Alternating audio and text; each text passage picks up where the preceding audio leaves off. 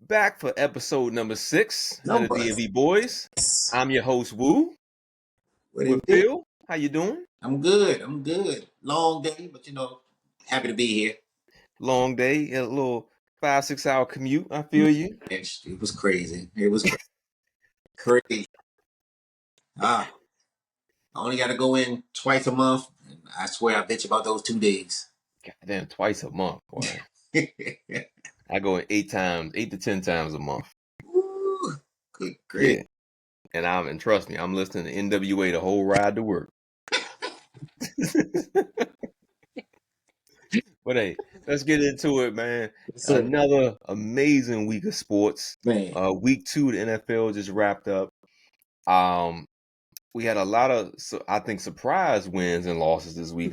So I think I'm like one out of 5 with my we didn't picks like one. last week. I think we had all the same picks.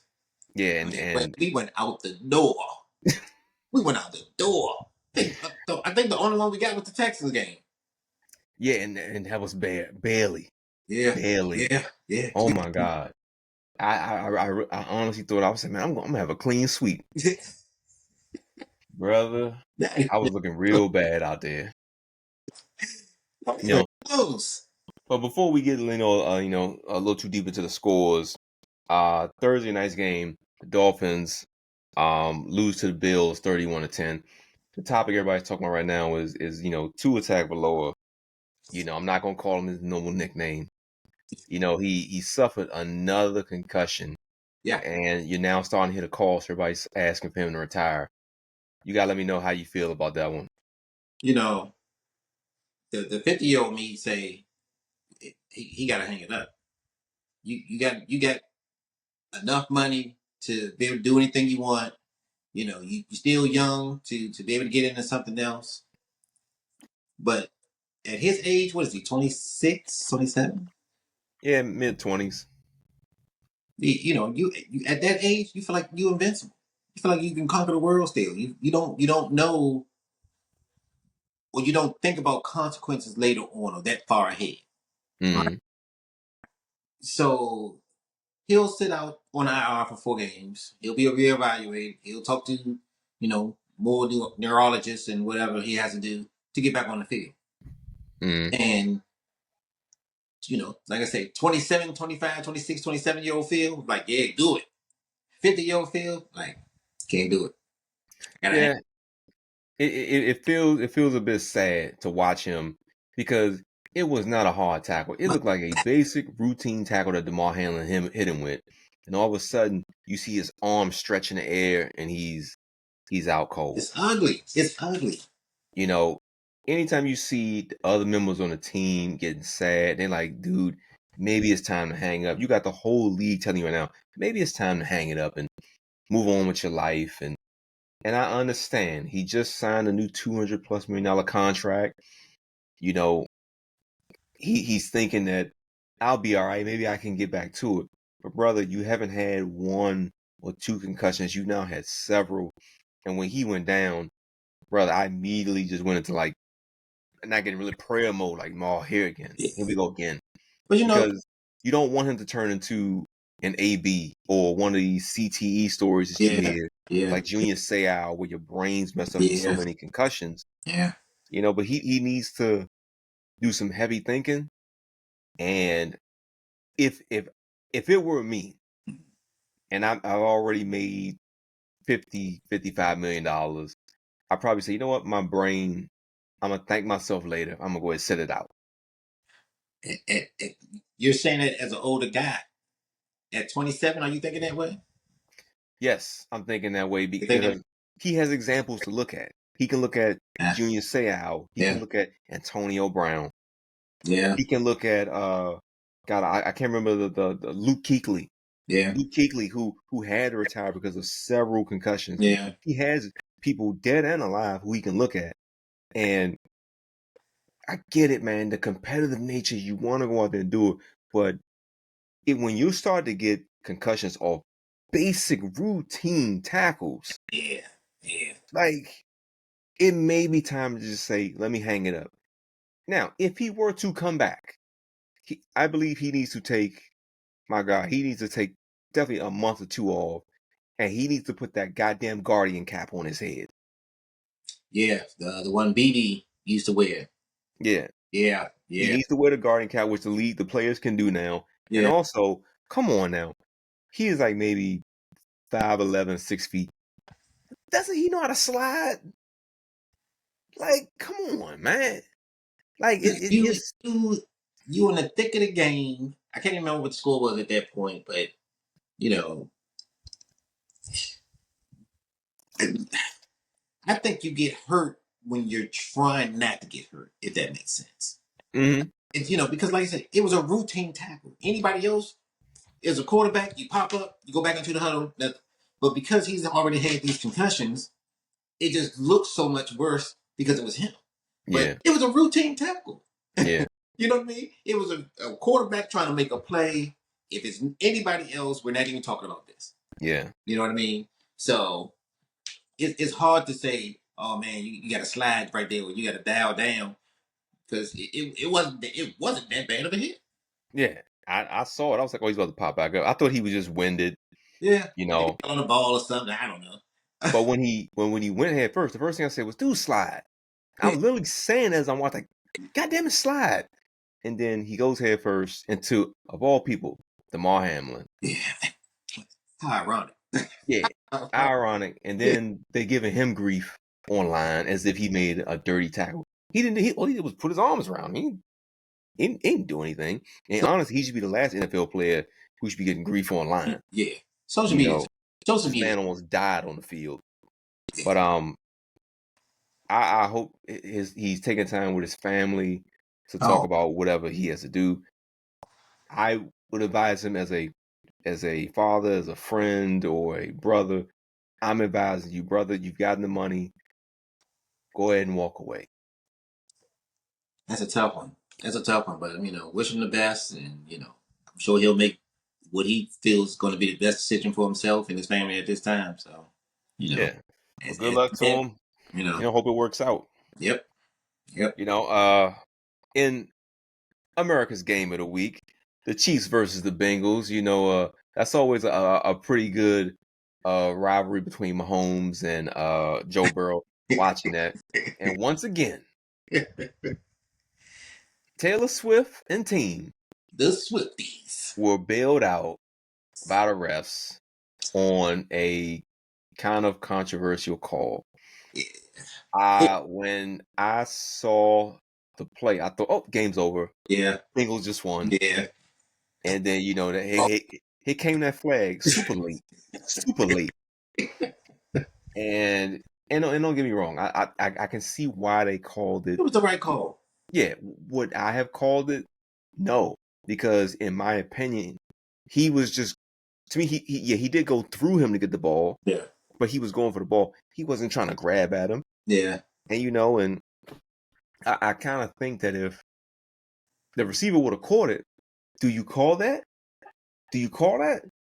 That's a I good think he was question. waiting to see if he caught it, which That's a good question. Which is you know, still, yeah, it's wrong. It was the right call, but you hate to see a team put that much effort into it and lose it like that. yeah. But did you see Joe Burrow's face? Did, When he thought they won no, no. After the call, he just had this look like I can't believe. again, Right, this is happening, and I'm betting on them to get back to the Super Bowl because he just had that look like this. This is the last time. yeah, It was just a stone solid disbelief, but pissed off. Like, yeah, this is gonna be the last time this happens. yeah. That was a game of huge frustration for them. Jamar Chase, oh my God, he lost it on a referee. He lost it on some teammates. He lost it on some other players. And The Chiefs players were trying to get in his head. he's gonna see that film and see that it wasn't a hip drop. Yeah, And I get it. You heated a moment. You might have felt the press. Because the dude did kind of tackle him kind of awkwardly. hmm But you still can't lose it in that moment. You're in control. You're on another drive to possibly score some points to put the game away, hmm and you take 15 yards back. I mean, I think they still got the field goal out of it, but Yeah. you could have got 7, and that 7 puts it out of reach at the point. So Yeah, you got to control your emotions a bit better than that, yeah, man. And after the game, some of the Chiefs cornerbacks safety said we knew the strategy, and that was just get in Jamal's head, which was talk trash to him and do whatever we can to stop him from getting the ball. So they knew that would frustrate him, and they knew also need to be a little bit more physical with him. Because you got to remember, there was no T. Higgins to yeah, help him it was out just there. him. It was just So him. they knew it's solely on him throwing the balls. All we had to do was double him, rough him up a bit. He's gonna get frustrated. He's already frustrated. He ain't got his money yet. I would see, and I was just about to say, if he was paid, is he as frustrated? No, Yeah. because he'd had that 1 cent more than Justin Jefferson. He'd had that 1 cent more. You gonna pay But him? Pay the man. yeah, but this game and last week's game, not your normal Jamar Chase games. So he had 2 subpar games. He's not getting paid. Last year was frustrating for him. He's like, well, goddamn it, man. But What do I gotta do?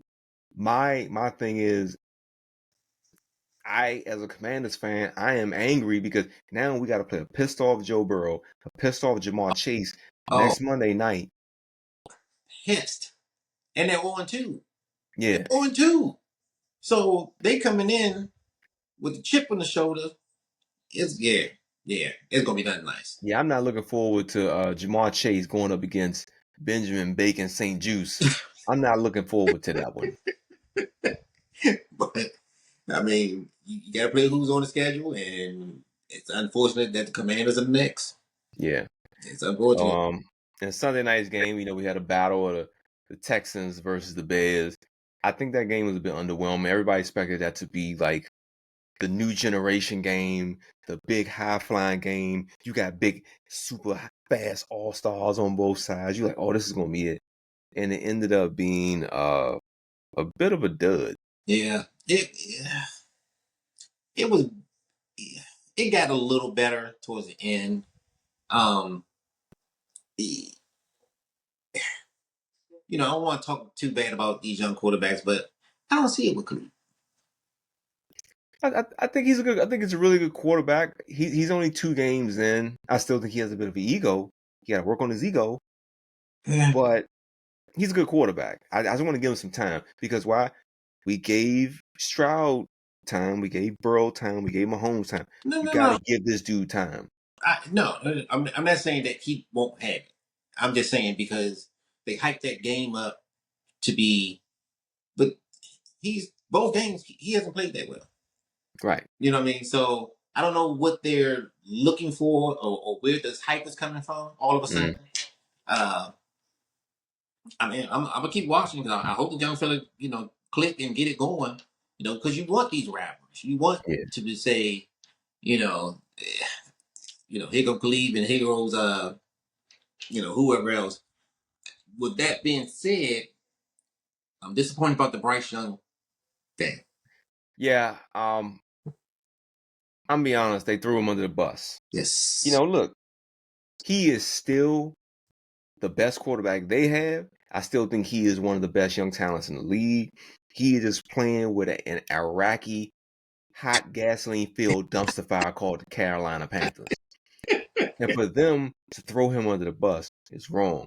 That's one of those situations where I believe somebody like Tom Brady or Steve Young need to mentor that dude and pull him in. Because you are on the worst team in pro football and you're going to bench him for Andy Dalton, of all fucking people. Oh. And then you think he ain't going to lose confidence? You think he going to come back and be like, all right, it's my time again? You No. ruin young quarterbacks when you do that. You Yeah. ruin it. And very seldom do they bounce back from being benched this early. You Yeah. knew what that dude was when you got him. You knew it was going to be a building thing. You let him, if you're going to keep him, you let him stand there, you let him take his lumps, and you start to put pieces around him. Mm-hmm. They're the Carolina Panthers. They suck. They suck. Yeah. And Like, they're going to suck. So now it looks like, well, we're going to yank you because it's all your fault. it ain't his No, fault. If you your watch that game, whole that offensive line team. is collapsing around him. If you watched him when he was at Alabama, he's a guy, if you have decent pieces around him, he can pick apart a defense. Nick Saban knew what to put around him. He went to a dumpster fire of the Panthers. A fucking dumpster fire. But And then you want to blame him. I don't think he recovers from that this season. yeah, You know? yeah, yeah. You know? Who pulled the trigger on that? Who makes that decision that, yeah, we're gonna go with the Red Rocket? The coach, Dave Canales. Dave Canales decided that. He's a new dude. He's trying to shake it up. But he's like, if you look around, the defense is horrible. So that's always putting him back on the field. Also, offensive line is not great.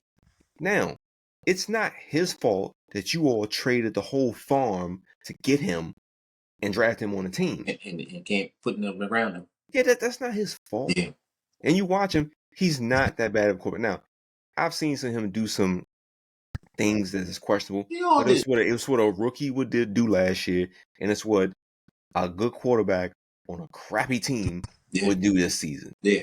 So I wish the best luck to this dude. The best thing that can happen to him is they trade him, because any team is better. Yeah. Than where he's at. Anywhere you go. But can you imagine somebody like him playing for like Belichick or playing for like Kyle Shanahan?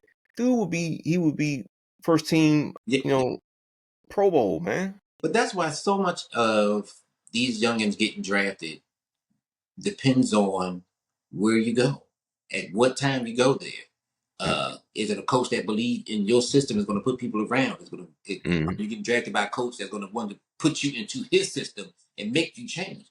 A lot of factors go in, and we didn't see a lot of quarterbacks that should make it in the NFL not make it because of that. Yeah. Tom Brady said this past offseason, he talked about his player development that he had and the player development that they had when he was at Michigan and the player development he had when he first got to the Patriots. He said teams now do not develop young quarterbacks. He said it is gone. It is now, hey, we drafted you top 10. You're going to start now. He was like, it's the hardest position to play in professional football. You need to do, he said, what they need to do what Aaron Rodgers did, or they need to do what Phillip Rivers. Remember, Phillip Rivers sat behind Drew Brees for years. Yeah. Aaron Rodgers sat behind Brett Favre. Yeah. It seems like 10 damn years. Yeah, it did seem like a long time. But they could have kept talking about him. But I mean, look at Love. He sat behind Rodgers. Mm-hmm. Yeah. You got development. Yeah, you got to let them kids hold that clipboard, see what the situations are, see how a veteran quarterback would run those plays and what he would do in them situations. And then once you get in there, you've seen it. You know what I'm saying? You've seen how you're supposed to attack this defense or what you're supposed to do in these situations because you've seen Aaron Rodgers do it or you've seen the Brett Favre do it. And it's worked. But for whatever reason, teams just got away from it. One thing is that the general managers and coaches are so afraid of losing their job. Now, I would just take the hit on that. Like, if you're a really good quarterback, and I know you're not ready. Yeah. If I know you're not a Cam Newton dude who come in day one and start giving me 300 yards, you're gonna lose your job. You need to sit it down. Yeah. But you're gonna lose your what they doing. The way. If you throw him in there and you don't succeed, he's getting out of there. If you throw him in there, or if you don't throw him in there and not prepare him, you're gonna lose your job anyway. So you're not really winning. Yeah. It's similar to what the Falcons did with Bijan Robinson last year, where Arthur Smith kept getting criticized because they were like, you have a Barry Sanders type player, you won't give him the ball. He's like, what do you want me to run him into the ground at 21 years old? He said, I'm trying to let him develop.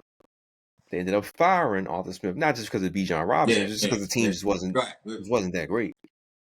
But he was like, you're not going to put pressure on me to play this guy and give him 300 carries a year, and then by year 4, the Falcons want to discard him. Yeah. So, I believe what Brady said, the NFL needs to get back into player development at all positions. I'll even use my Commanders as a great reason. Emmanuel Forbes, 13th, 14th pick in the draft. Mm-hmm. And they just threw him out there. No development. and they knew he had weaknesses.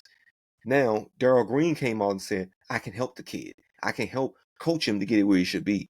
The Commanders organization ignored him. Ignored him. You You got a know, Hall of Fame great telling you he wants to help you develop your talented cornerback who's having rookie issues. You ignore him. Player and development, man. but you know, the Commanders under new regime. This is the type of thing I thought they would have embraced. Let's go get some of these Hall of Famers that used to play, or any NFL team. If you Yeah. got players on your team that used to ball out for you, and you know they were were winners or good players, bring them in. Let them be the coach. Let them mentor some of these young cats and get them on board. But Man, you know you these don't dudes really got do that. egos. You know they got egos. Still, They got egos, and that was a Riverboat Ron catastrophe right there with Emmanuel Forbes, and look what happened to him. They broken his confidence. yeah. Now he's hurt. He's going to be out for about 6 weeks. They said that his confidence is shattered because of what Riverboat Ron did to him, and he's also shattered about what Dan Quinn is doing to him. But I'm hoping he comes back tough. Now, and our final football game that we need to chat about was a very surprising game. I don't think anyone saw this result coming. The New Orleans Saints beat the hell out of the Dallas Cowboys 44-19. Nobody saw that coming, man. Not that way. It reminded me of the Dallas Cowboys Green Bay Packers playoff game last season. And that's exactly where they took a page out of and said, oh, we're going to use the same script and we're going to go into the Texas Stadium and we're going to do exactly the same thing they did to them. And it worked perfectly. We couldn't stop Commode. They couldn't put points on the board. Their offensive line was blowing our defensive line off the line. It was 2-3 yards in before they touched the running back. It was total domination. But matter of fact, let me go on my rant now. Let me go on rant now. The Cowboys are frauds. No, They're frauds. And let me tell you. it's too early for that, man. No. And I knew you were gonna say that. That's why I did a little bit of studying. I went back 3 years. We've been 12-5, 36 wins in the last 3 years. And those 36 wins, there were 24 teams that were 500 and below that we got wins with. 24. That only leaves 12 other teams. 3 of those teams were 1 game over 500. So right now we're at 27 out of 36. 2 of the teams were 9-7. They beat a total of 7 teams in the last 3 years with teams with double-digit wins. That ended the season with double-digit wins. I shouldn't have included the Bucks because they were 0-0 when we beat them. But they're frauds. They're frauds. They beat these bad teams, bad to average teams, because of who they are. They get overhyped. So everybody want to, Cowboy fans. We're loud, we're rowdy. We let you know, hey, we're 12-5, we coming. We get to the playoffs, and they dud. They fold because now they're playing the better talent, and we see it every time. Every time. Jerry Jones sells hope. It's right there on the paper, and I'm not picking on more this season. I'm a Washington Commanders fan, but I can't say I'm not going to pick them throughout the season. When I watched that game, what I saw was the Saints perfectly play Dallas Cowboys' strengths against them. They knew that Dallas's defensive line is fast and trying to get to the quarterback as fast as they can, and they played it perfectly against them. They said, "Oh, let them rush in really fast, dump the ball, On the screen. dump the ball off, and we can run the screen all the way to the end zone." Every time, Michael Parsons jets to the quarterback. Yeah. And before he knows it, little dump pass, shovel pass, That he's shuttle, gone. that little screenplay to Kamara, it said it all. He didn't get touched, Yeah. and but you could see it, just the whole gameplay from start to finish, and they, I mean, it wasn't even close. Mm-hmm. But you know, this team goes as the defense takes. Mm-hmm. We don't have an offense that's going to put up a lot of points. You know, we have a quarterback that throws the ball 40 times and he has one touchdown, two picks, a lot of checkdowns. You know what I Mm-hmm. mean? And teams see this. Teams know this. Yeah. So what the one thing the Ravens do well, they run the ball. Yeah. Remember what we were talking about earlier this season? Mm-hmm. We're going to see 35 touches from Henry this week. Well, Yeah. let me take it back. We're going to see 35 to 40 rushes between Henry, whoever their backup is, and Lamar. Yeah. Lamar might throw the ball 9 times. And the Ravens are 0-2 and pissed off. And pissed off. And they should be. They should be. Because you have no business listening to the Raiders. Yeah. No. When the Cowboys lost this game, I said, "Oh my God, they're at a breaking point," because they're 1-1. You just got exposed. Your defensive line, in my opinion, just got exposed. Now the Ravens are 0-2, pissed off after losing a game the world know they should have beat the Las Vegas Raiders. And now I said, "Oh my God, they now got to chase Lamar Jackson and try and tackle Derrick Henry." I think this is a make or break game early in the season for both. Oh, If Baltimore goes 0-3, confidence is shattered. yeah. If Dallas goes in and gets run over Oh. in a similar fashion that they did against New Orleans, Mayday, Mayday, sound the alarm, something's up. I fully expect this to be a lopsided game. Because, like I say, the only way the Ravens lose this game is they go in there and they say, you know what, we're not gonna run the ball. They're going to throw it. And they've done that. You know what I mean? They've done that. So it's a small possibility. But if they go in there and say, you know what, we paid this dude this all season, he about to get this work. It's a wrap. It's a wrap. Yeah. It's a wrap.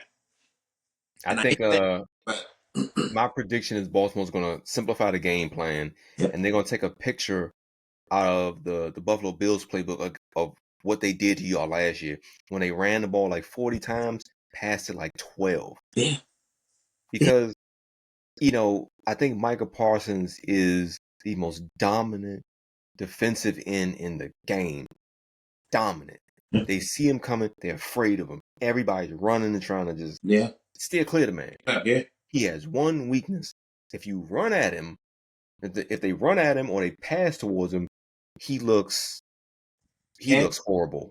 Everybody on the defense is lighting the ass. So if you got offensive linemen that can plow, but it's been like that for 5 years. The Rams game when we was in the playoffs and I think we were expecting to win, and I can't remember the dude's name. His last name was Anderson. Oh, the little running back Had a field day. They couldn't stop. They couldn't stop him for shit, and that's all the Rams did. And it's been like that ever since. We drafted a big boy last year or 2 years ago. Mozzie Smith. He didn't work out or hasn't worked out, But I heard he had a good all season, so maybe we'll see something later on. But for right now, every team we play for the next 15 games, that's going to be the playbook. Yeah, I mean, if you are a team that is heavy on the pass rush and you're known for trying to get to the quarterback quick, they can easily play it against you. The Bills did it perfectly against you all last year, and you saw the Saints do it this year. I did not. I thought the game was going to be Dallas by like 1 or 2 scores. I had no clue that they were going to lay an egg at a home opener. And first of all, let me give a much respect to the Saints. I don't think anybody expected them to be 2-0, putting up 2 30 and 40 point games. I don't think anybody expected that shit. Yeah. Especially Derek Carr. Yeah. Derek Carr. Come on now. I expected them to be in line to get the number 1 draft pick this year. I wouldn't have put them that bad. I wouldn't have put them that bad. But to be where they are right now, this early, nobody calls. Yeah, I think they are the most surprising 2-0 team to me. Yeah. Because you can actually see them and say, you know what, they're not a fraud. They're actually beating really good teams in a dominating fashion that is honestly both wins that they have been pretty embarrassing. And Kamara seems to be back. He seemed to Yeah. found his little mojo and going.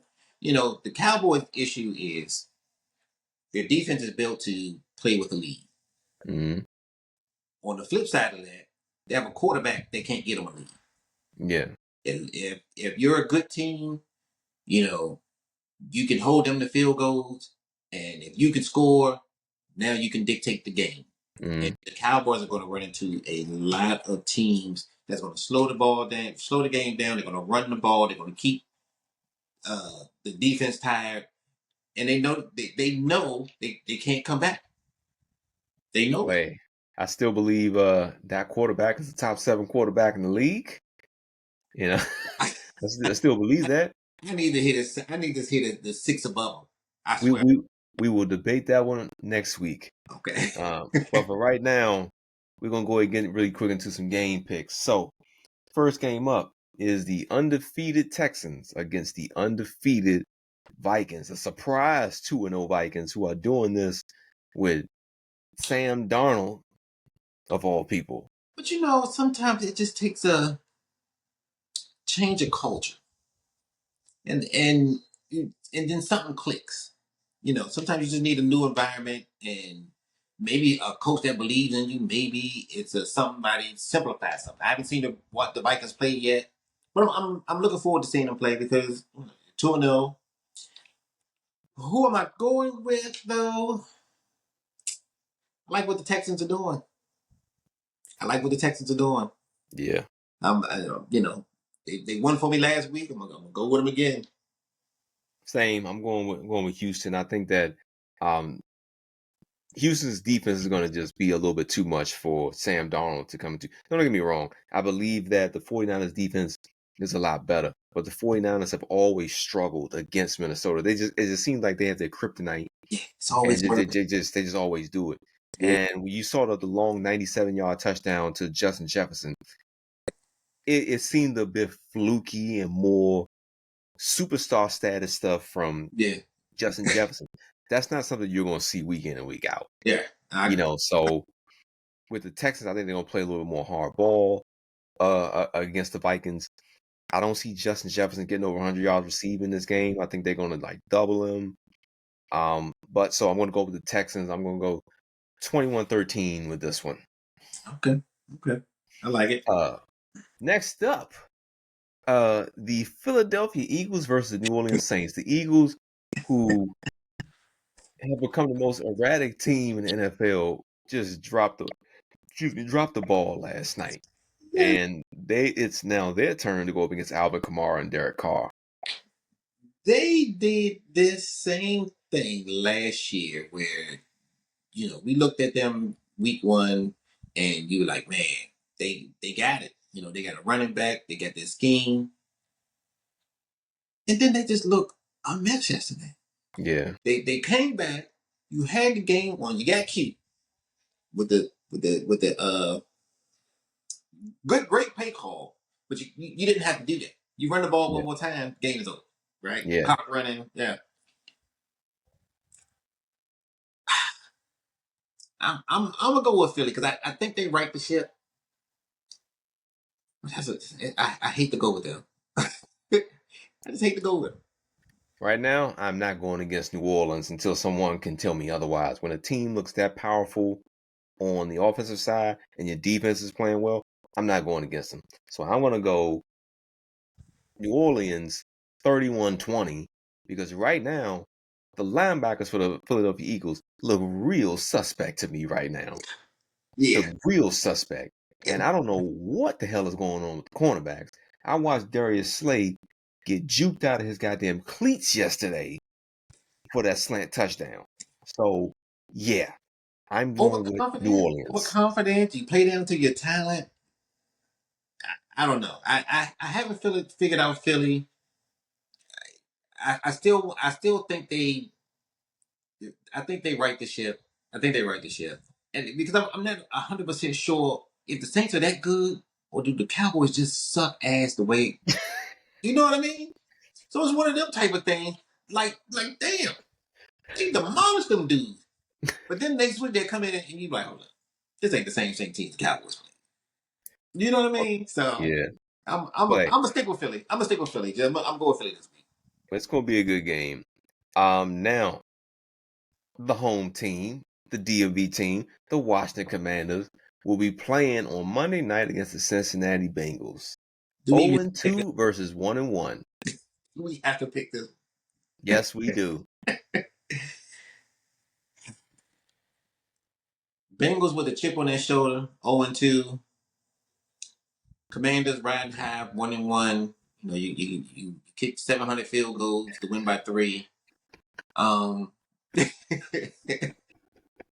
I'm going to go with the Bengals in a like 14. I mean, like 28-10. Yeah. I think. I'm going to go with the Washington Commanders pulling off the shock win. I'm not being a homer right Over. here. I believe we are going to finally get rid of the Monday Night Football curse. If anyone knows, the Washington Commanders are the worst team on Monday Night Football. I actually hate when they get these games, but I think Jaden Daniels is going to turn it around for us. We're going to win this one. I got this being a pretty close game. We are not blowing out the Bengals. I have us winning this one 24-21. And this is going to be the game that helps us get to the next level. I'm waiting for you to say Psycho Boo Boo. I'm waiting for you to throw up a sign like I'm bullshitting. Something. You serious? Yes, I'm very serious about this. We're On gonna, to the we're next game. we're gonna talk that one up as a homer pick, but go ahead. We're on to the next. So our final pick of the week, Dallas Cowboys versus the Baltimore Ravens. This is going to be, like I said, this is the true game of the week. And, Yeah. and if anybody doesn't know what the game of the game of the week is whatever Tom Brady is. It's called. Yeah, It's what called. he's called. Yeah. I'm not. I'm not a believer in the Cowboys after the week. I'm just not. You know, you have this issue stopping the run, has for the last 5-6 years, and the Ravens run the ball well. The Mm, only way the Cowboys lose the game is if the Ravens say, "Hey, we're not going to run the ball today." mm, And it's in Baltimore. mm. I'm Right. going Baltimore 27-21. I got Derrick Henry having about 70, 80 yards, and I got Lamar running for about 100. Um, So odd. I have Dak throwing for about 250 plus yards, Huh, he and gets I it. have CeeDee Lamb getting 100. But I do not see Dallas winning this game. Baltimore is against the back is against the wall, Yeah. and they're gonna come out swinging. And they are right now. They are laying down on their pillow and they are watching the game tape Yeah. of last week of what New Orleans did. And they're saying to themselves, how can we do that? So I'm going with And then, Baltimore, but I wouldn't be shocked if Dallas pulled off the win. but it ain't even how they can do that. It's just that we need to keep doing that. We need to get back Yeah, to because they know how to do it because they were number one in the rush last year, so they know how yeah, to do it. So get back to who they are. If they get back to who they are, this game is a blowout. yeah. I'm talking 28-7, something crazy. It's a blowout. I'm looking forward to that game. I'm A not. couple quick injuries. That's got some pretty big injuries this week. Debo Samuel's going to be out 2-3 weeks with calf strain. Cooper Kupp is going on IR with an ankle sprain. Puka Nakua is going to be out till week 9 with a knee sprain. Yep. Isaiah Pacheco is going to be out 6+ weeks with a fractured fibula. And AJ Brown is out week to week with a hamstring. You already got Christian McCaffrey out Yeah. for at least another 3 games. Oof, you got some big injuries in the league right Yeah. now, man. And We mentioned Love and who else was I thinking? But yeah, I mean, this is part of the game. You hate to see it this early, yeah, but then you really hate to see it late this season, because Yeah. you can't get a We'll roll. get the injuries out the way now. Get them out the way, if that's if that's something that you can do, get them out the way. Figure out what the team does best without that player. Get somebody some experience, and then hopefully later on in the season it'll benefit you. But Yeah. it's Or ugly. let Hate to see or it. let them Joe the Plumber, former UPS drivers play the game. You Give him know? some run. You know what I mean? Yeah. Yeah. So, but part of But hey, the that's our NFL news for the week. yeah. Um, lately you've been seeing a lot of NFL players, well, not just NFL, NBA players, sports players in general, get into a lot of problems. And you always hear them talk about, who's talking to these kids, who's advising these guys. And then, so apparently every organization has it. NBA, NFL, NHL, Major League Baseball. They have a rookie symposium where they bring in Yep. some vets, and they Yep. also bring in some of the vets who've had bad issues in life. Yep. They let them come and talk to the players. I want to ask if you were a former NFL player, or even just you, a regular guy, and they let you come in and talk to the NBA or NFL rookies at the symposium. What would you talk to them about? What would you try and steer them away from and give the good advice for? Yeah. Number one, the women. Leave them alone. Leave them alone. Or get you one, lock her down, because the rest of them, they're money hungry. They're set up to get at your money. And if Mm-hmm. you're not used to that, if you're not used to that type of caliber of woman coming at you, you're gonna fall victim. Because Mm-hmm. first of all, you should know what kind of caliber woman you can get when you Yeah. date, right? Yeah. So now you see this young with this long hair and these green eyes and this tail, coming around the corner, and she wants you, and you just like you don't know how to handle that. You gotta prepare for that. Mm-hmm. That's number one. Number two, save your money. Save your money. Don't try to keep up with the Joneses. This shit, it don't last forever. Even if you one of the stars, it don't last forever. Mm-hmm. The prices of things now going up. Trying to keep up with Jones is going to do nothing but land you in bankruptcy like the other 80% of the NFL players do when their career is over. I mean, you can go so many directions with these youngins, but the problem is they don't listen. Yeah. If it were my time to talk to them, one of the first things I'll talk to them about is, hey, invest in your money. Yeah. NBA, NFL, even Major League Baseball players, they are horrible with their money. If anybody watching, listening wants to check out something good, watch ESPN 30 for 30 called Broke. And they talk Yeah. about all the NFL players who just get bad investment advice, or they marry the wrong women and they end up getting taken to the cleaners. 9 times out of 10, these guys, when they're done playing, the woman leaves them, the financial advisors leave them, they got the hangers on, they drain their money. Yeah. So one of the main things I would talk to them about is, hey, make sure you watch your money, make sure you invest your money, make sure that you protect your money with everything you got.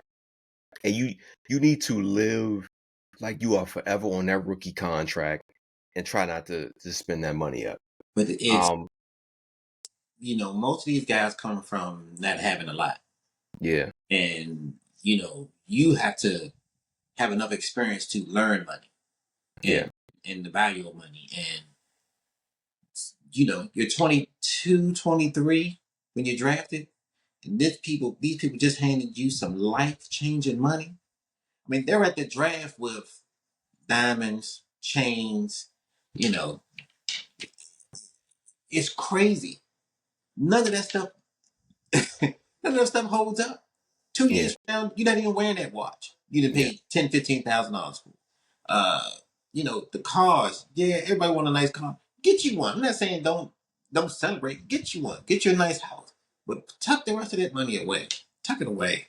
Well, we got some funny stuff that we can also talk about, recording this. There's a soccer player for Paris Saint-Germain, the biggest club in France. His name is Achraf Hakimi. Real superstar, Mm, superstar. in soccer. So he got married a couple years ago to, like some kind of I think I North African model or something like that. heard this story. And then she tried to take him to the cleaners. Homeboy had everything in his mama name. In She his couldn't get mom's nothing from him. Yeah, Oh my God. So now players calling, don't make sure you set the Hakimi route up. That's what that, they say. Make it the Hakimi route so she can get your money. yeah. And listen, if there's one person on this earth that you can trust, it's your mama. Yeah. It's your mama. She not gonna do you wrong with putting all her stuff in her name because that Hmm. you her baby. You know what I mean? Yeah. So, man, more power to him. Everybody should do that. I Yeah. would play his story at every rookie symposium and like be him. Let And me then show y'all the Hakimi method. yeah. You know, I And also saw another one where it's saying right here that Tom Brady's wife filed for divorce and demanded half of his property. However, she was told by the court that her millionaire husband owns nothing because all of his property is also registered under his mother's name. I'm talking about. And you said Tom Brady. Tom Brady. She was once one of the biggest models in the world. She still is. She doesn't model, but she owns a lot now. She made more money than him. That's what I'm saying. So what? At what? Why would you want half his shit? Help me understand that. Why would you want half his shit? Just so you can fuck with him? I mean, look, when people go through divorce, like I say, he can get pretty angry, pretty upset. She went for his head, but This Homeboy was protected. He's got a good team around him. And guys like Brady and Hakimi need to be at all those symposiums. They need to book them every year to every year. talk to these guys and Yeah. set them up. This is me. I don't think any professional sports player should ever get married without a prenuptial agreement. You need, Ever. but nowadays you need a prenup for your prenup because there's Yeah. backdoors to this bullshit and all this other crazy stuff. Whatever you find that's solid that's going to protect your money, go with that. Go Hmm. with that. If it's putting money in your mom's name or whatever other way you can protect your money, do that because people are out here and they gunning for your money. And the crazy part is most of them are women. Yeah. It's the women. They'll get pregnant, name their baby lottery ticket because they didn't hit the lottery. You know what I'm saying? Come in, Lord Lotto. Yeah. That's what it's crazy. Yeah. But I And don't also the hanger-ons, man, like them the the best. entourages. I remember Yeah. God, I can't remember the football player. I was watching a documentary about it during the broke ESPN 30 for 30 broke documentary. Mm-hmm. He said that when you go out, you're going out with 10 people, and because you're the big balling guy, you got to pay for all 30 of them Yeah. to eat. He Yeah. said, or you look like a fool. So he said every time you go out, you're not paying $15. He was like, you go to Chipotle, you're paying $15 times 10 the people Yeah. you're with. Yeah. He said, we go out to a big steakhouse. I'm paying for everybody. He said, and before you know it, the money's dwindling. Yeah. Yeah. And so between like women, bad investments, and the hanger on crew, and don't let me forget to throw in family. Oh, If anybody remembers the story about Tyron Smith yep. and his family I was just about to coming bring after him. some people showed up at the practice facility. Yeah. Did you read that? That's Yeah. crazy. That's crazy. You Because know, just because that man made it, and I get it, your family, and you probably feel a little entitled. But I want to say he broke him off something nice, and then was just like you can't come back, and they just kept coming and kept yep. coming and kept coming. They said I want to say he bought like a $600,000 house for his parents, and they came back and said they wanted an even bigger house, and he was like, "You have a bigger house than mine." And they tried to like blame it on the wife and everything. The wife was trying to just protect him. You know, um, situations like that you see so many times where the parents are just draining the athlete kid when they should be helping them invest the money, make sure he's set up for the long term. But they have bad people in the ear, and that's what I would love to talk to the rookies of the rookie symposium about. Yeah, yeah, Those things. Yes, go buy you a Tesla. Go Yeah. get you that super Listen, Hellcat. you made You know? it. Treat yourself. I'm not Yeah. mad at that.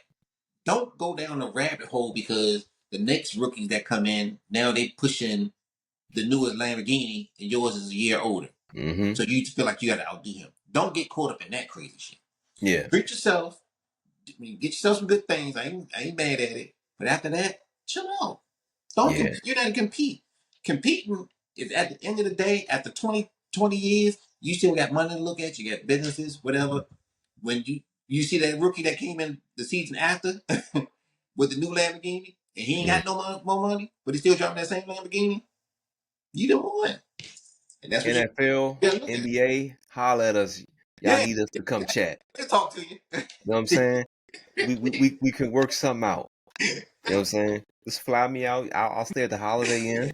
Just pay me a good little appearance fee. That's it. I'm there, man. That's it. They talk Let to you them about hit. Let life. them hit from a regular brother. Yeah, yeah. And I think that's probably what it is, man. You know, a lot of these dudes don't have a lot coming up and they don't have that figure to be in their ear to tell them any better. So they Mm. just become these 20, 21, 22-year olds with all this money and no guidance. Yeah. Zero guidance. Yeah, you get that rookie symposium and they tell you a little something. But after that, who can you come talk to afterwards? You know what I Yeah. mean? Where are the veterans that played in that with that organization? Why aren't they there in the building and say, hey, you know, when you need somebody to talk to, give me a call, you know, or you know, you want to do something, give me a call. Let me set you up my team before you make this kind of move. And that's how it is. That's how it should be. Mm-hmm. Call us, sports leagues. Yes, yeah. We ready. We We here. ready. So something that it's not a real sport, but as I see it, it is the most hilarious stuff you can watch. The UFC Power Slap is the funniest shit I have seen in years. They smacking the shit out of each other. Man, I seen this one dude almost get his head smacked off, clean off his shoulders. But he took it and he stumbled back a little bit, came back, smacked himself. He was ready for the next round. Who was sitting in their goddamn basement and said, you know what? We gonna figure out a new way for CTE. We're gonna let people stand and slap the hell out of each other. But did you see the women smacking each other? Yes. Oh, what? You know, I still really can't watch women UFC. It's just something about women just beating each other. I just like I can't watch. Yeah.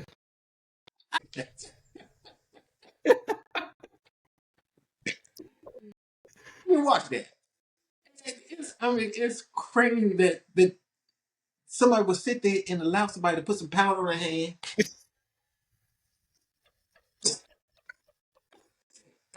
Yeah, look, and you can't flip you. They like, Yeah. measure you out, and then pop the shit out you. I don't know where we are in life with this, man, but I'm here for it. You know, I wish I knew when it came on because I would watch it all the time. Oh my God. It's entertaining. It's So entertaining. I don't get to catch it on I don't get to catch it on TV when I think it comes on TBS. I'm subscribed to their Instagram channel Okay, and they always put the best slaps up there. I need to follow them then. I swear, like every black mother from the 70s to the 90s could have won that competition. Because smack this shit. My mother could have won the power slap competition as many times as I got concussions from her smacking the hell out of me. Oh my God. So she just came up in the wrong generation. Yeah, wrong, you're right. So like when you watch the power slap thing, Oh, you know somebody got hit real bad when they go unconscious and they hit the deer, the arms go up and they froze and they throwing up gang signs. Yeah. I'm sitting there like, yo, when it first came out, I said, this ain't gonna last long. yeah. America's not gonna go for it. It is becoming a popular sport, but I believe it's popular just because people like seeing people get the shit slapped out of them. You know, whatever you do, that I mean, if that's what you like, I support you. I support you. It's entertaining. Sometimes you walk and you see this big dude, and you like, yeah, the dude got a neck like a tree trunk, and he fall like a lump of coal after he gets smacked. Man, Mm-hmm. that's as entertaining as it's gonna get there. Oh my god! I'm all for it. And you can't flinch. If you flinch, they get to go again. Yeah, yeah. Oh my god! Some You of got these dudes it. have been waiting their life to smack somebody, and you gotta sit there, put a mouthpiece into some earplugs. The funniest shit was when they get smacked, and then the earplugs pop out, and they go flying.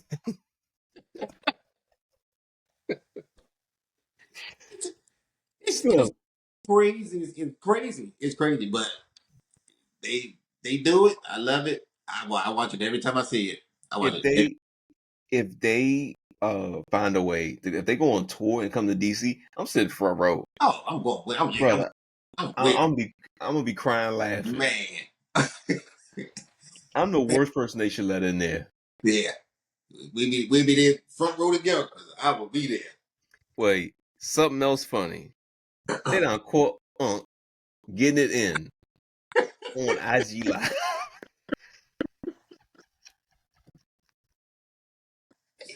Yo, that young grunting like Mufasa, getting his boots smoked.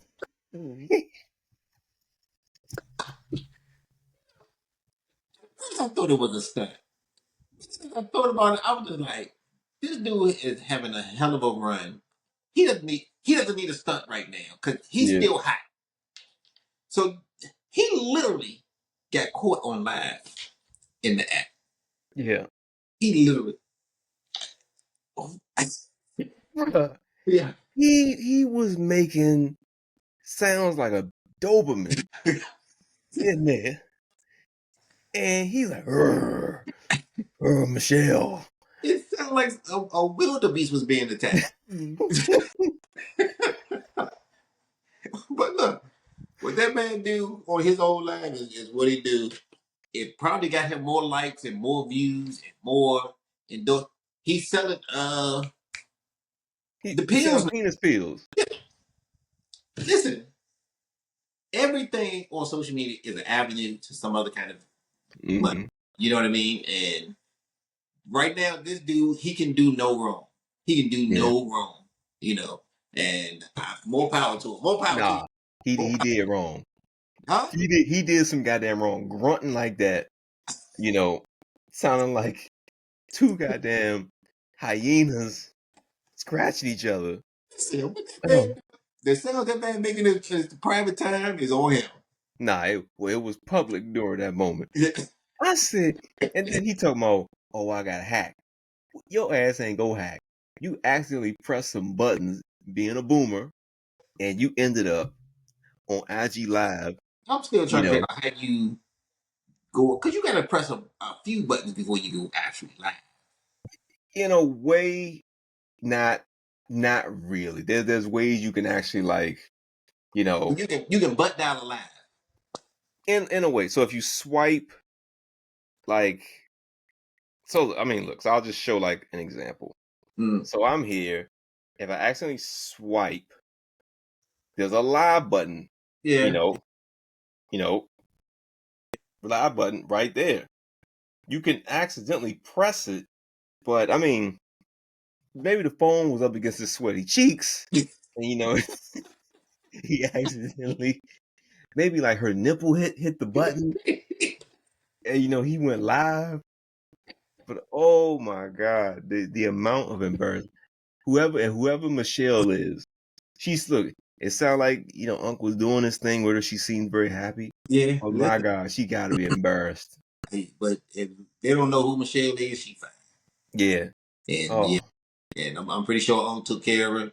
And and yeah, I mean, she sounds like she having a good time. So yeah, yeah. whatever. Hey, Unc. Tell some younger people, show you how to work that damn iPhone, bro. Yeah, man. Jesus Christ, that was a boomer move, boy.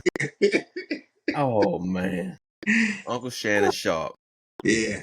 But hey, well, last thing we want to, go ahead and chat about is so there's been a college football has been back about 2 weeks now. Mm-hmm. Sorry, 2 to 3 weeks, 3 weeks, and they've been having like it's been a lot of crazy talk about the NIL stuff going on right now. Mm-hmm. So you are now really starting to see the full effects of NIL now, because now the rich have gotten richer and the poor have gotten poorer. All you see now is the Alabamas, the Texas, the Michigans.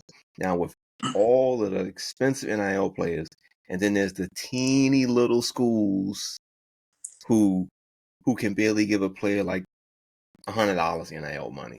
And I think this is what everyone feared would happen. What did they think was going to happen? Yeah. You got the Alabamas and whoever else. These schools make millions of dollars.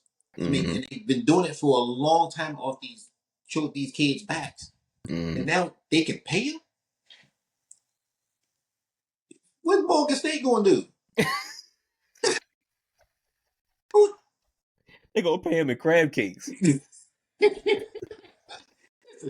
he going to have to love crab cakes because they're giving out money in Alabama. So this was bound to happen. And it's only going to get worse. It's not going to get any better. You're going to see like you say, the Alabamas and whoever else is, they're going to stay at the top. They're going to be there forever. You're going to see it in the basketball programs. You're going to see it in whatever else they pay in these college kids. And it's going to be lopsided. It's going to be lopsided. Eventually, what I think they're going to have to do is put in like a cap to how much, can be given to the players. Because you can't cap the exposure that they're going to get. You can't cap what solo NIL deals they get. You can't cap that. But you can cap in a way what the school can like funnel to them. Because no college football program is bigger than Texas. It is the most profitable college football team in America. And right now, they got dudes making $1.5 million who is the backup quarterbacks. You cannot compete with that if you're Alcorn State or if you're Bowie State. But even if you cap it, the smaller schools are not going to be able to keep up with that cap. Yeah. They're just not. So, I mean, you're going to always, as long as this is with the direction they're going, that's just going to be what it is. Yeah, believe me, I love to see the players getting paid because for so many years, the university just profited off them, man. Yeah, and they got absolutely nothing.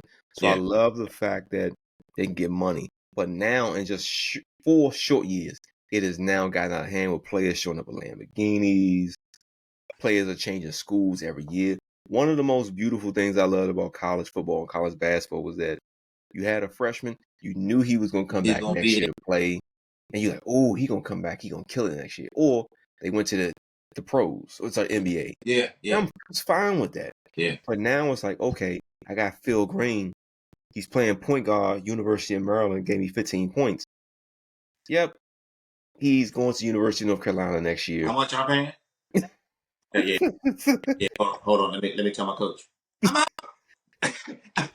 out. Yeah.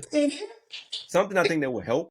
They need to reinstitute the whole 1-year wait rule, where it used to be if you transferred, you had to sit out 1 year. I think that would kind of even the playing field a bit, because now the big schools are the little schools are just feeders for the big schools. Because if I'm going to Texarkana State, I know I'm not going to be there next year. So if I give me a good year, now the University of Florida's calling me. So now what does Texarkana do? You just keep losing your players? I'm gone. And it's your right. You have every right to be like, hey, I'm going to the highest bidder. I'm done. Yeah. I bust my tail to get to a point where someone is actually bidding on me. You know what I mean? So why not go to the highest bidder? I'm not gonna stay here because my people live here. I'm done. The number 1 wide receiver in this year's draft his name is Luther Burden III. He plays for Missouri. Mm-hmm. He's always been at Missouri. The most electric, dynamic wide receiver, hands down, in college football. If you YouTube this dude, you was like, oh, I see why this dude's gonna be a top 10 pick next year. He's gonna be the first dude. Fast, quick, everything. And then you see what had to be paid to him to keep him at Missouri. They had to pay him nice to keep him there. Back the back up to his house. Oh, they had to back it up. Yeah. Because what the fuck else is there to do with Missouri? Yeah. You know. We're gonna hit these stories for the rest, and it's gonna get crazy. The numbers gonna get crazier. The good schools are gonna stay great. The good schools, the bad schools are gonna they're gonna be there, and it's just gonna be the norm. Yeah. Like I said, I love for them to get paid. I absolutely love it. But I don't like it as a fan when I know that, my teams are going to lose players. Like I said, I'm a huge Duke basketball fan. Yeah. Duke lost half their players last year to transfers, and I was really looking forward to them getting back. But it also, what is it teaching the young dudes now? It's like, well, if things get tough, I can just bolt. Just bolt. Is it tough if you getting paid? It's not tough. Don't get me wrong.